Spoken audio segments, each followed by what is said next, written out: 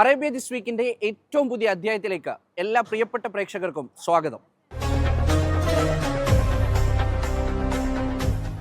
ആശങ്കയുടെ കാർമേഘങ്ങൾ മാഞ്ഞു, പ്രതീക്ഷയുടെ സൂര്യൻ ഉദിച്ചു.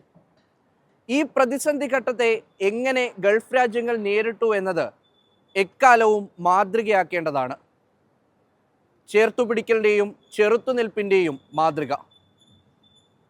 UAE പ്രധാനമന്ത്രി Sheikh Mohammed bin Rashid Al Maktoum ഐക്യത്തിനായി ആഹ്വാനം ചെയ്ത ദിവസങ്ങളാണ് കടന്നുപോകുന്നത്.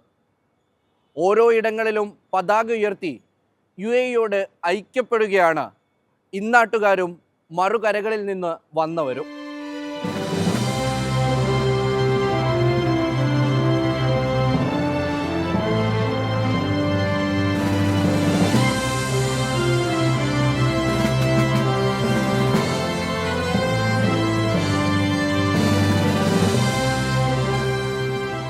UAE president Sheikh Mohammed bin Zayed Al നഹിയാന്റെ വാക്കുകൾ തന്നെ കടമെടുക്കാം. UAE വളരെ സോഫ്റ്റാണ്, ഒപ്പം മനോഹരവും. എന്നാൽ ഉള്ളിലേക്ക് ഇറങ്ങിച്ചെല്ലുമ്പോഴാണ് ഈ രാജ്യത്തിൻ്റെ ശക്തി തിരിച്ചറിയുക. ശത്രുക്കൾ വിചാരിക്കും പോലെ UAE കീഴടക്കുക എന്നത് അത്ര എളുപ്പമല്ല. സത്യമാണ് ഈ വാക്കുകളെന്ന് വീണ്ടും തെളിഞ്ഞിരിക്കുകയാണ്. 40 നാൾ നേരിട്ട ആക്രമണങ്ങൾ അത്ര തീവ്രമായിരുന്നു. അപ്രതീക്ഷിതമായ ഇടങ്ങൾ ആക്രമിക്കപ്പെട്ടു. അതിനപ്പുറത്തേക്കുള്ള വെല്ലുവിളികളുണ്ടായി. പക്ഷേ ശാന്തമായി പുഞ്ചിരിച്ച് ഈ നേതാക്കൾ അവയെ നേരിട്ടു. കാരണം അവർക്കറിയാം UAEയുടെ കരുത്ത്. ലോകത്ത് ഇന്ന് കാണുന്ന തരത്തിൽ UAE വളരാൻ പിന്നിട്ട വഴികളിൽ നേരിട്ട പ്രതിസന്ധികളെ ഓരോന്നും തരണം ചെയ്തത് ഇവർ ചേർന്നാണ്. UAE എന്ന പേരിന് വിശ്വാസം എന്ന ഒരർത്ഥം കൂടി ലോകം കാണുന്നുണ്ടെങ്കിൽ അത് ആർജിച്ചെടുത്തത് ദിവസങ്ങളോ മാസങ്ങളോ കൊണ്ടല്ല, പതിറ്റാണ്ടുകളുടെ വിശ്രമമില്ലാത്ത അധ്വാനത്തിലൂടെയാണ്.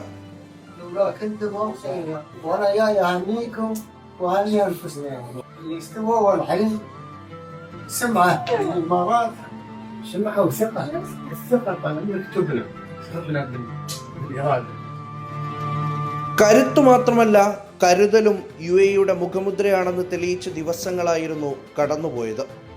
ചെറുത്തുനിൽപ്പും ചേർത്തുപിടിക്കലും തങ്ങൾക്ക് നന്നായി വഴങ്ങുമെന്ന് UAE തെളിയിച്ചു. അതും രണ്ടിലും ഒരൽപ്പം പോലും വീഴ്ച വരുത്താതെ.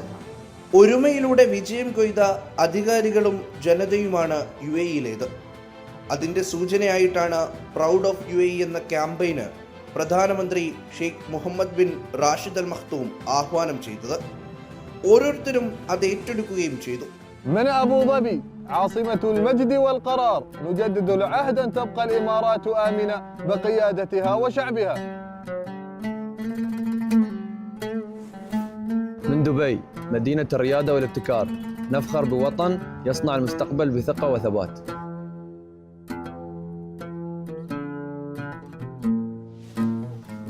من الشارقة منارة العلم والثقافة نرفع راية الوطن علما وقيما ومسؤولية. വിവിധ എമിറേറ്റുകളിലായി പ്രത്യേകമായി ക്യാമ്പയിൻ നടന്നു വരികയാണ്. അല്ലൈനിലെ കാഴ്ചകളാണിത്.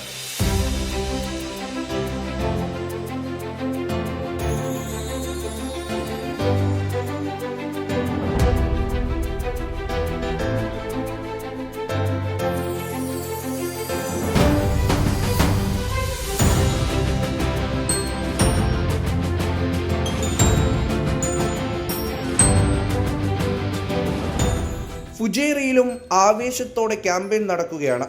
സമൂഹത്തിന്റെ വിവിധ മേഖലകളിലുള്ളവർ UAEക്ക് ഐക്യദാർഢ്യം പ്രഖ്യാപിച്ച് പതാക ഉയർത്തി ക്യാമ്പയിന്റെ ഭാഗമാകുന്നു.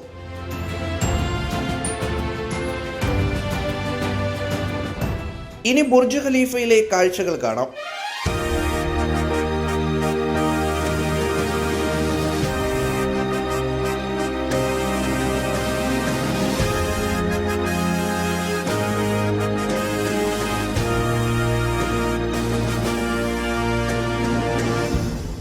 റാസൽ ഖൈമയും ഒട്ടും മോശമാക്കിയില്ല.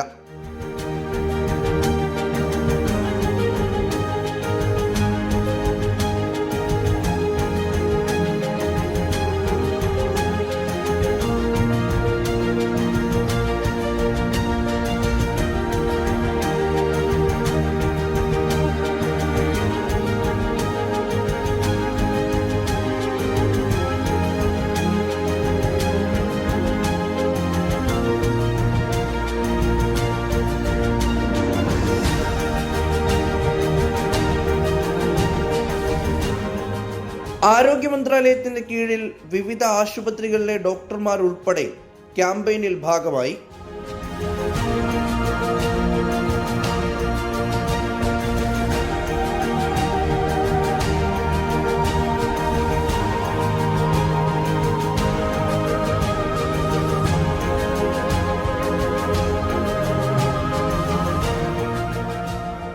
റോഡുകളിൽ പതാക വിതരണം ചെയ്യുന്ന നിരവധി പേരെ ഇപ്പോൾ കാണാനാകും.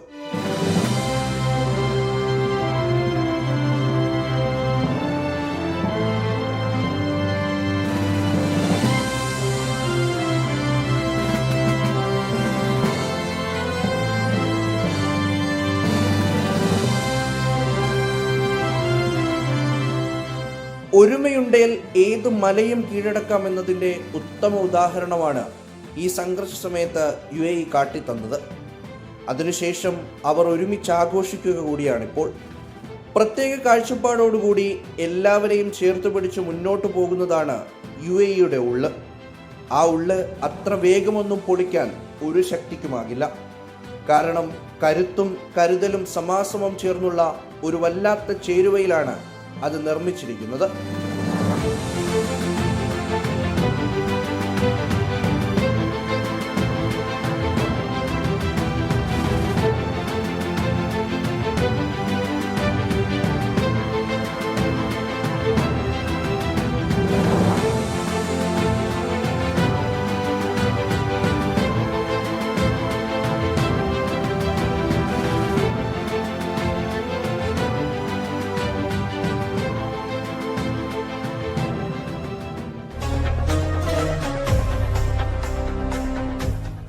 അൻപത് ദിവസത്തിനു ശേഷം UAEയിലെ സ്കൂളുകൾ വീണ്ടും തുറക്കുകയാണ്. ഈ സംഘർഷ സമയത്ത് ഓഫ്ലൈൻ ആയിട്ടായിരുന്നു പഠനം നടന്നത്. അതിനിടയിൽ പരീക്ഷകൾ മാറ്റിവെക്കുന്നു, പിന്നീട് റദ്ദാക്കുന്നു, പുതിയ അധ്യയന വർഷം ആരംഭിക്കുന്നു. എന്തായാലും ഇനി മുതൽ ക്ലാസ് റൂമുകൾ ഓണായിരിക്കും. വിവിധ തയ്യാറെടുപ്പുകൾ സ്കൂളുകളിൽ പുരോഗമിക്കുകയാണ്.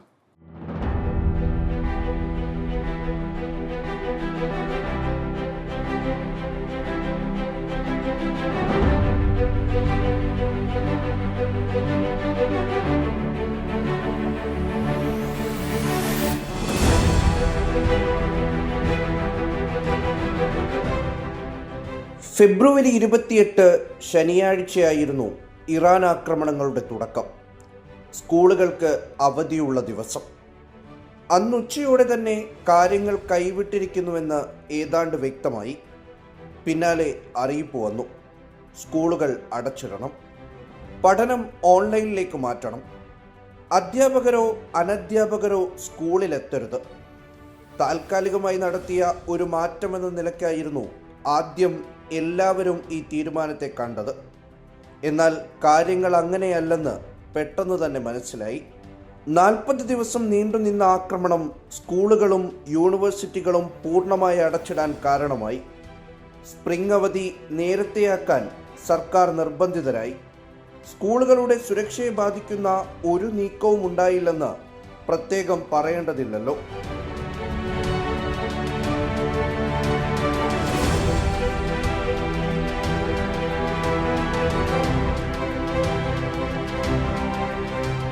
പരീക്ഷകൾ റദ്ദാക്കിയതായിരുന്നു ഇതിനിടയിൽ വിദ്യാഭ്യാസ മേഖലയിൽ ചർച്ചയായ വിഷയം. CBSE 10+2 പരീക്ഷകൾ പലതവണ മാറ്റിവെച്ച ശേഷം പിന്നീട് റദ്ദാക്കി. ഇതേ രീതിയിൽ തന്നെ കേരള സിലബസ് പരീക്ഷകളും റദ്ദാക്കി. കഴിഞ്ഞ പരീക്ഷകളുടെ മികച്ച മാർക്ക് പരിഗണിച്ചാണ് റിസൾട്ട് തയ്യാറാക്കുക. ഇതിനിടെ ഇന്ത്യൻ സ്കൂളുകളിലടക്കം കഴിഞ്ഞയാഴ്ച പുതിയ അധ്യയന വർഷം ആരംഭിച്ചു. പ്രത്യേക സിലബസിൽ ഓൺലൈനായാണ് പഠനം തുടങ്ങിയത്. അങ്ങനെയിരിക്കെയാണ് വെടിനിർത്തൽ പ്രഖ്യാപനമുണ്ടാകുന്നത്. പിന്നാലെ സ്കൂളുകൾ തുറക്കുന്നത് സംബന്ധിച്ച് ചർച്ചകൾ ആരംഭിച്ചു. വിവിധ സ്കൂൾ മാനേജ്മെൻറ്റുകൾ തുറന്നു പ്രവർത്തിക്കാൻ അനുമതി തേടി വിദ്യാഭ്യാസ വകുപ്പിനെ സമീപിച്ചു. സ്ഥിതിഗതികൾ വിലയിരുത്തി തിങ്കളാഴ്ച മുതൽ സ്കൂളുകൾ തുറന്നു പ്രവർത്തിക്കാൻ അനുമതി നൽകിയിട്ടുണ്ട്. ഹൈബ്രിഡ് രീതിയിലും ക്ലാസുകൾ നടത്താം. കോവിഡ് പഠിപ്പിച്ച പാഠങ്ങൾ ഓൺലൈൻ പഠനത്തിൽ നിർണായകമായി. ഇത് തുടക്കത്തിൽ തന്നെ നമുക്ക് ഒരു പോസിറ്റീവായ കാര്യം കിട്ടിയത് എന്താണെന്ന് വെച്ചിട്ടുണ്ടെങ്കിൽ കോവിഡിൻ്റെ സമയത്തുള്ള എക്സ്പീരിയൻസാണ്. കോവിഡ് സമയത്ത് ടീച്ചേഴ്സ് അനുഭവിച്ചിട്ടുള്ള സ്ട്രഗിൾ, അവരുടെ ആ റെസിലിയൻസ് പവർ, അത് ശരിക്കും ഈ പ്രാവശ്യം നമുക്ക് ഇങ്ങനൊരു പ്രോബ്ലം ഉണ്ടായപ്പോൾ അത് ശരിക്കും യൂട്ടിലൈസ് ചെയ്യാൻ പറ്റി. നമ്മളുടെ എല്ലാ ടീച്ചേഴ്സിനും already most of the teachers നമ്മളിവിടെ അടുത്തുള്ള ഒരു 65 to 70% ടീച്ചേഴ്സും ഓൾഡ് ടീച്ചേഴ്സാണ്, എക്സ്പീരിയൻസ്ഡ് ആയിട്ടുള്ള കുറേ എക്സ്പീരിയൻസ്ഡ് ആയിട്ടുള്ള ടീച്ചേഴ്സാണ്. അപ്പോൾ ഈ ടീച്ചേഴ്സ് ഓൾറെഡി കോവിഡിൻ്റെ സമയത്തിൽ നിന്ന് കിട്ടിയിട്ടുള്ള ആ എക്സ്പീരിയൻസും അവരുടെ പിന്നെ ഓൺലൈനിലേക്ക് ഷിഫ്റ്റ് ചെയ്തിട്ടുള്ള പെട്ടെന്ന് ഷിഫ്റ്റ് ചെയ്യാനുള്ള കഴിവ്, അത് ശരിക്കും ഇപ്പോഴാണ് ശരിക്കും അവർക്ക് പ്രകടിപ്പിക്കാൻ കഴിഞ്ഞത്. വയബിൾ ആണ്. വളരെ വളരെ റെസിലിയൻസ് ആയിട്ട് കാണിക്കാൻ പറ്റിയവർക്ക് അതിൻ്റെ ഒരു ഇതെന്താണെന്ന് വെച്ചിട്ടുണ്ടെങ്കിൽ കുട്ടികൾക്ക് എഡ്യൂക്കേഷനിൽ ഇപ്പം നമ്മളിപ്പോൾ KHD എന്ന് വരുന്ന ക്വസ്റ്റ്യൻസിൻ്റെ അകത്തും നമ്മൾ പറയുന്നൊരു കാര്യം, there is no learning gap at all. Learning ഗ്യാപ്പിൽ നമുക്ക് ഉണ്ടായിട്ടില്ല ശരിക്കും പറഞ്ഞാൽ. നമ്മൾ എങ്ങനെയാണോ റെഗുലർ ക്ലാസ്സസിൽ നടക്കുന്ന അതേ ടൈം ടേബിൾ സ്കെഡ്യൂൾ വെച്ചിട്ട് തന്നെയാണ് നമ്മൾ ഓൺലൈൻ ക്ലാസ്സസും പോകുന്നത്. അപ്പോൾ അതുകൊണ്ട് കുട്ടികൾക്ക് ഒരിക്കലും അവിടെ ഒരു നഷ്ടവും സംഭവിച്ചിട്ടില്ല. പക്ഷേ സോഷ്യലൈസേഷൻ ഇഷ്യൂസും മറ്റുള്ള ഫിസിക്കൽ ആയിട്ട് നമുക്ക് വേണ്ട ആവശ്യങ്ങളും കാര്യങ്ങളും ചെയ്യാൻ ബുദ്ധിമുട്ട് വന്നു. പിന്നെ മാത്രമല്ല ഈ സ്പെഷ്യൽ നീഡ്സ് സ്റ്റുഡൻസിൻ്റെ അവർക്ക് വേണ്ടിയിട്ടുള്ള ആ ഒരു ഫിസിക്കൽ കോണ്ടാക്ട്, ഫിസിക്കൽ ഗൈഡൻസ്, അതിനൊക്കെയുള്ളൊരു ചാലഞ്ചസ് ഉണ്ടായിരുന്നു. അതർവൈസ് എനിക്ക് തോന്നുന്നത് വലിയ രീതിയിലൊന്നും എഡ്യൂക്കേഷനെ ബാധിച്ചിട്ടില്ല.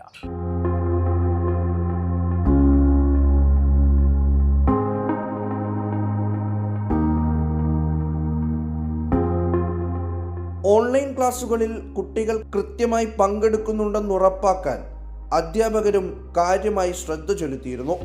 റിസൾട്ടുമായി ബന്ധപ്പെട്ട് കുട്ടികൾക്ക് പലതരത്തിലുള്ള ആശങ്കകൾ ഉണ്ടായിരുന്നു. എന്നാൽ CBSE ഫലം പ്രഖ്യാപിച്ചതോടെ അതില്ലാതായി. കുട്ടികൾ ആദ്യം ഇത് അനൗൺസ് ചെയ്ത സമയത്ത് കുട്ടികൾക്ക് ഒരുപാട് ആശങ്കകളുണ്ടായിരുന്നു.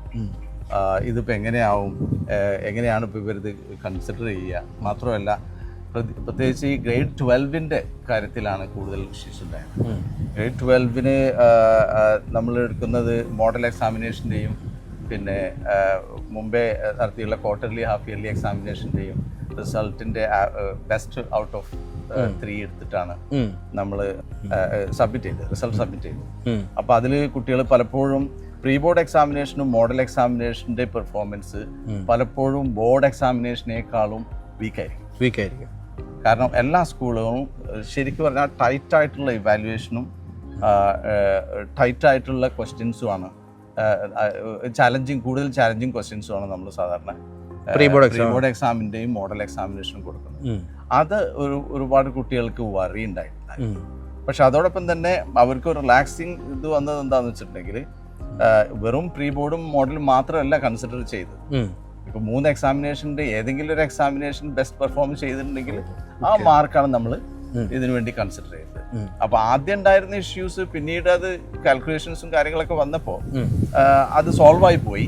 രണ്ടാമത്തേത് 10th റിസൾട്ടിനെ സംബന്ധിച്ചിടത്തോളം നമുക്ക് മുമ്പേ ഉള്ള ഇയേഴ്സിനെ അപേക്ഷിച്ച് ഈ വർഷം അതിനേക്കാൾ ബെറ്റർ റിസൾട്ടായിരുന്നു. ആണല്ലോ.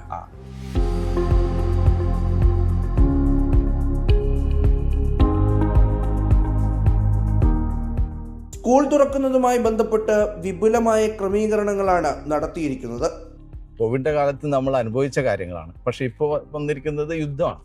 അപ്പോൾ അതുകൊണ്ട് തന്നെ ഈ യുദ്ധത്തിന് നമ്മൾ സാധാരണ ഇപ്പോൾ ഫയർ സേഫ്റ്റി പ്രൊസീജിയർ ഉണ്ട്. ഫയർ സേഫ്റ്റി പ്രൊസീജിയർ എന്ന് പറയുമ്പോൾ നമ്മളത് ഡ്രില്ല് ചെയ്യുമ്പോൾ കുട്ടികളെ നമ്മൾ പുറത്തേക്ക് കൊണ്ടുപോകാൻ ചെയ്യും. പക്ഷെ ഇത് നേരെ വിപരീതം. ഇത് ഇങ്ങനെ ഒരു ഇഷ്യൂ ഉണ്ടായി കഴിഞ്ഞ് കഴിഞ്ഞാൽ കുട്ടികളെ ബിൽഡിങ്ങിൻ്റെ ഉള്ളിൽ എങ്ങനെ പ്രൊട്ടക്ട് ചെയ്യാൻ പറ്റും? അപ്പോൾ ഇതിൻ്റെ സേഫ്റ്റി പ്രൊസീജിയർ രണ്ടും ഡിഫറെൻ്റാണ്. അപ്പോൾ ഇതിനുള്ള ഡ്രില്ല് വർക്കും ഇതിനുള്ള പ്ലാനിങ്ങും പോളിസി ആൻഡ് പ്രൊസീജിയേഴ്സ് ഇതെല്ലാം സ്കൂളുകളിൽ റെഡിയാണോ എന്നുള്ളത് അവർ വെരിഫൈ ചെയ്യണം. KHDA വെരിഫൈ ചെയ്യണം. അത് വെരിഫിക്കേഷൻ കഴിഞ്ഞതിന് ശേഷം മാത്രമേ നമുക്ക് ഗ്രീൻ സിഗ്നൽ കിട്ടുള്ളൂ, കുട്ടികളെ വിളിക്കാൻ പറ്റും. അപ്പോൾ ഇതിൻ്റെ അടിസ്ഥാനത്തിൽ തന്നെ ഇന്നലെ പോലും നമുക്ക് ഒരു 9 o'clock മുതൽക്ക് ഇന്നലെ ഒരു ഇൻസ്പെക്ഷൻ മുനിസിപ്പാലിറ്റി വന്ന് എല്ലാ പ്രിമൈസ് ചെക്കിങ്ങും അവർ ചെയ്തു. വാട്ടർ ടാങ്ക് ചെക്ക് ചെയ്തു. പിന്നെ മറ്റുള്ള എല്ലാ സേഫ്റ്റി വാഷ്റൂമും മറ്റുള്ള എല്ലാ സേഫ്റ്റി മെഷേഴ്സും അവർ വന്ന് ചെക്ക് ചെയ്തു, വെരിഫൈ ചെയ്ത് സർട്ടിഫൈ ചെയ്തിട്ടപ്പോൾ ഇനിയും ബാക്കിയുള്ള ഇൻസ്പെക്ഷൻ ടീംസ് വന്ന് ഇത് നമ്മളുടെ കാര്യങ്ങൾ ചെക്ക് ചെയ്യുന്നു. ഇതോടൊപ്പം തന്നെ ഒരുപാട് സർവേകൾ അവർ അയക്കുന്നു, KHD അയക്കുന്നു. ഈ സർവേയിൽ ഒരുപാട് ചോദ്യങ്ങൾ സേഫ്റ്റി മെഷേഴ്സും കാര്യങ്ങളും എത്രത്തോളം നമ്മുടെ സ്കൂള് ചെയ്തിട്ടുണ്ട്, എത്രത്തോളം കംപ്ലയൻ്റ് ആണ് എന്നുള്ളതിന് എവിഡൻസും കാര്യങ്ങളും നമ്മൾ സബ്മിറ്റ് ചെയ്യണം. ഓക്കെ. അപ്പോൾ അതുകൊണ്ട് എനിക്ക് തോന്നുന്നത് ഉടനെ തന്നെ ഒരു പോസിറ്റീവായിട്ടുള്ള ഒരു സിഗ്നലാണ് നമുക്ക് പ്രതീക്ഷിക്കുന്നത്. കുട്ടികളെ വരവേൽക്കാനുള്ള തയ്യാറെടുപ്പിലാണിവർ. അപ്പോൾ നമ്മുടെ സ്കൂളിനെ സംബന്ധിച്ചിടത്തോളം നമുക്ക് വളരെ സ്ട്രോങ് ആയിട്ടുള്ള ഇൻക്ലൂഷൻ ഡിപ്പാർട്ട്മെൻറ്റാണുള്ളത്. ഇപ്പോൾ ലാസ്റ്റ് ഇയർ 2 വർഷമായിട്ട് നമുക്ക് ബെസ്റ്റ് ഇൻക്ലൂഷൻ അവാർഡ് വരെ കിട്ടിയിട്ടുണ്ടായിരുന്നു. അപ്പോൾ അതുകൊണ്ട് തന്നെ ആ ഡിപ്പാർട്ട്മെൻറ്റിൽ നമുക്ക് വെൽബീയിങ് കോർഡിനേറ്റർ ഉണ്ട്, കൗൺസിലേഴ്സ് ഉണ്ട്, പിന്നെ വെൽബീയിങ് ഹെഡ്, മറ്റേ ഇൻക്ലൂഷൻ ഹെഡ് ഉണ്ട്, പിന്നെ ഒരുപാട് സ്പെഷ്യൽ എഡ്യൂക്കേഷൻ ടീച്ചേഴ്സ് ഉണ്ട്. ഇവരെല്ലാം ലീഡ് ചെയ്യുന്ന ഒരു ഗ്രൂപ്പ് ഓഫ് ടീച്ചേഴ്സ് ഉണ്ട്. അപ്പോൾ ഈ ടീച്ചേഴ്സിന് എല്ലാവർക്കും ഇവർ ട്രെയിനിങ് കൊടുത്തിട്ടുണ്ട്. ഇപ്പോൾ ഇങ്ങനെ ഇമോഷണലായിട്ട് പ്രോബ്ലംസ് വരുന്ന കുട്ടികൾക്ക് ഇപ്പോൾ ഈ പറഞ്ഞ മാതിരി ഇത്രയും ദിവസം വീട്ടിലിരുന്നതിൻ്റെ പ്രയാസങ്ങളും ഫ്രസ്ട്രേഷനും സ്ട്രെസ്സും ഇതിനെല്ലാം നമ്മളെങ്ങനെ കൗൺസിൽ ചെയ്ത് കുട്ടികളെ നോർമൽ രീതിയിലേക്ക് കൊണ്ടുവരാൻ പറ്റും. ഇതിനു വേണ്ടിയിട്ടുള്ള എല്ലാ സെറ്റപ്പും നമ്മുടെ സ്കൂളിൽ റെഡിയാണ്. അപ്പോൾ അതുകൊണ്ട് അതൊരിക്കലും ഒരു ചാലഞ്ചല്ല, നമുക്ക് കുട്ടികളെ കൈ കിട്ടിയാൽ മതി. 50 ദിവസമായി വീട്ടിലിരിക്കുന്ന കുട്ടികളുടെ മാനസികാരോഗ്യം വീണ്ടെടുക്കുകയാണ് ആദ്യ ലക്ഷ്യം. ലേണിങ്ങിൽ ഗ്യാപ്പ് വന്നിട്ടില്ലെങ്കിലും അവരുടെ പേഴ്സണൽ സോഷ്യൽ ഇമോഷണൽ ഡെവലപ്മെൻറ്റിൻ്റെ അകത്ത് ഒരുപാട് ചാലഞ്ചസ് വരും, ഒരുപാട് മിസ്സിങ് വരുന്നത്. അപ്പോൾ അത് ഒരു വലിയ ഗ്യാപ്പാണ്. പക്ഷേ ഇങ്ങനെയുള്ള അവസ്ഥകളിൽ പ്രത്യേകിച്ച് UAE പോലുള്ള രാജ്യങ്ങൾ അവർക്ക് ചെയ്യാൻ പറ്റുന്നതിന് മാക്സിമം അവർ ചെയ്യുന്നുണ്ട്. ഇപ്പോൾ ഡിഫൻസൊക്കെ, ഇവിടുത്തെ ഡിഫൻസ് സിസ്റ്റമൊക്കെ അവർ പ്രൂവ് ചെയ്ത് കഴിഞ്ഞു. അതുകൊണ്ട് തന്നെ നമ്മളെ സംബന്ധിച്ചിടത്തോളം, നമ്മളൊരു എക്സ്പാക്ട് എന്ന നിലയ്ക്ക് നമ്മളെ സംബന്ധിച്ചിടത്തോളം കോൺഫിഡൻസോട് കൂടിയിട്ട് ഇവിടെ നിൽക്കുന്നതിന് ആ ഒരു ഡിഫൻസിലാണ്. ഒരിടവേളയ്ക്ക് ശേഷം വീണ്ടും സ്കൂൾ ബെല്ല് മുഴങ്ങാൻ പോവുകയാണ്. ആശങ്കകൾ അവസാനിച്ചതോടെ അധ്യയന വർഷം ഗംഭീരമാക്കാമെന്ന പ്രതീക്ഷയിലാണ് കുട്ടികൾ. ടീച്ചർമാരും റെഡിയാണ്.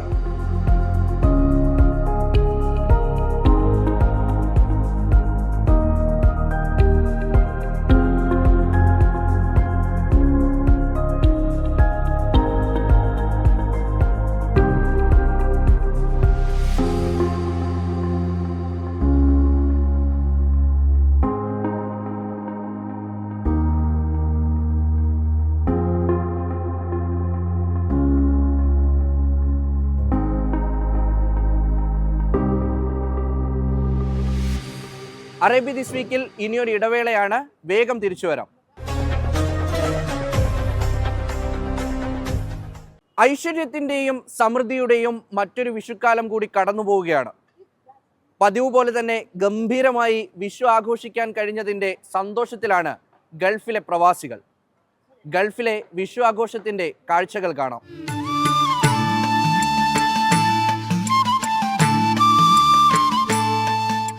പ്രതിസന്ധികൾ നിറഞ്ഞ 1.5 മാസത്തിന് വിട. ഐശ്വര്യത്തിൻ്റെയും സമൃദ്ധിയുടെയും പ്രതീക്ഷയുണർത്തി ഒരു വിഷുക്കാലം കൂടി പിറന്നിരിക്കുന്നു. ഗൃഹാതുര സ്മരണകൾ ഉയർത്തി മലയാളികൾ ഗൾഫ് നാടുകളിലും വിഷു ആഘോഷിച്ചു.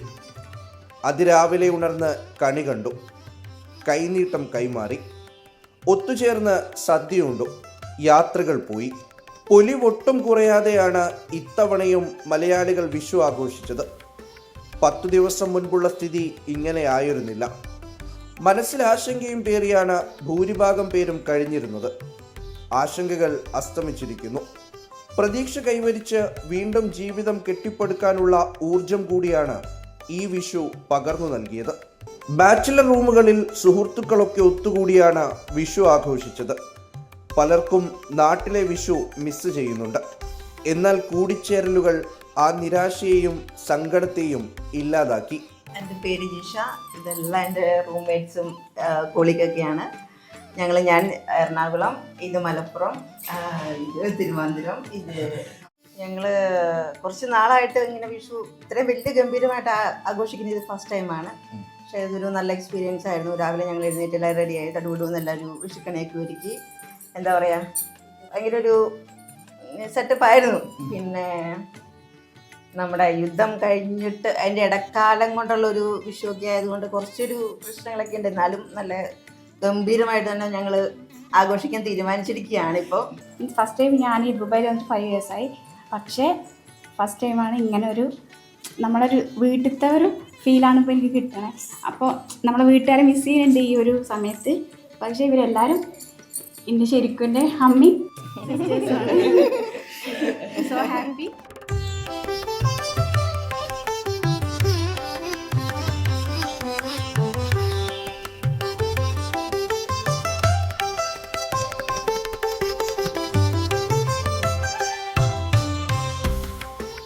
വിഷു വിപണി ഇത്തവണ സജീവമായിരുന്നു.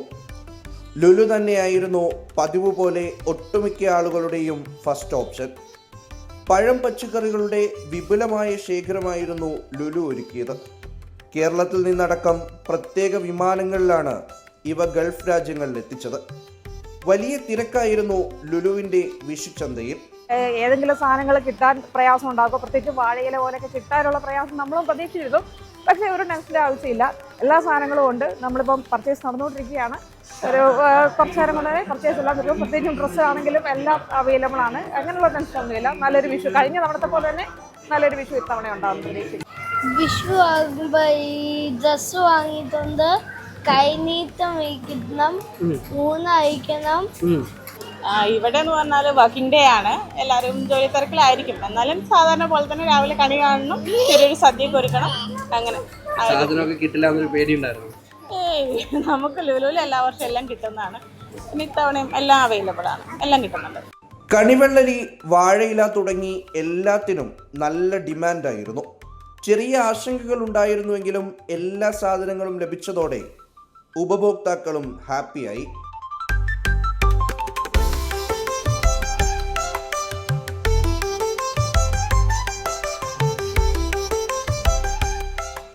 ജാക്ക് ഫ്രൂട്ട് തന്നെ 3 തരം വെറൈറ്റീസാണുള്ളത്. ജാക്ക് ഫ്രൂട്ട് പ്രഥമനുണ്ട്, jackfruit vermicelli, jackfruit payasam, ബനാനയിലുണ്ട്, ബനാന ഡാൽ പായസം, ബനാന പാൽ പായസം, പിന്നെ pumpkin sago payasam.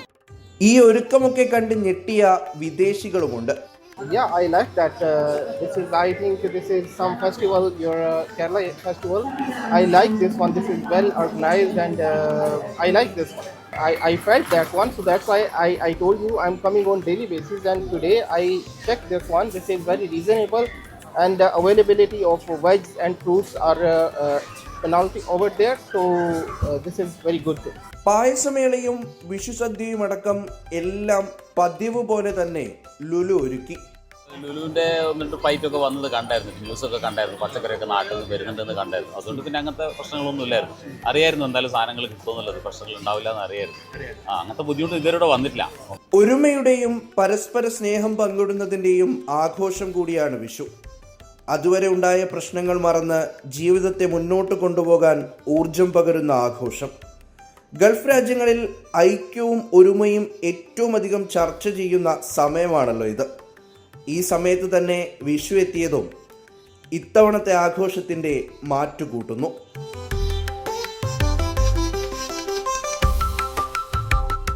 Arabia this വീക്കിൻ്റെ ഈ അധ്യായം ഇവിടെ പൂർത്തിയാകുന്നു. അടുത്തയാഴ്ച ഇതേ ദിവസം ഇതേ സമയം കാണാം.